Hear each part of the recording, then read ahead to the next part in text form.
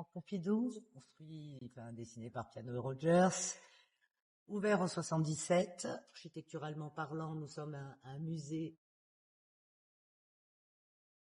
Ne pas se faire dépasser par notamment les nouvelles normes. AutoCAD permettait de le faire, oui, mais pas aussi bien que d'autres logiciels. Et on s'est dit, comment on fait? Et là, on apprend que le BIM savait le faire. À l'époque, il y avait déjà quelques objets BIM préfabriqués qu'on aurait pu utiliser, mais là, on ne pouvait rien utiliser. Il fallait tout fabriquer. Chaque modèle était fabriqué manuellement autour de 2015 avec une première maquette. Aujourd'hui, tous les fichiers sont uniques pour la simple raison qu'il y a un fichier principal, c'est un fichier BIM par bâtiment bien sûr. Beaucoup d'entreprises se sont présentées à nous pour répondre à ces marchés-là. Alors, ce qu'on sait par habitude, c'est que beaucoup disent oui, mais après ne savent pas faire vraiment ou ne vont pas jusqu'au bout. D'où la parfaite collaboration avec donc Altab, qui est toujours là pour nous faire des propositions, nous accompagner, faire les tests.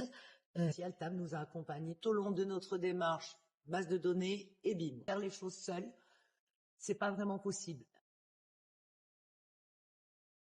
Géolocaliser le bâtiment nous permettra d'être plus juste, notamment au niveau urbain. Si on avait les moyens d'aujourd'hui des relevés par nuage de points, on aurait zéro erreur. On serait très proche du zéro en tout cas.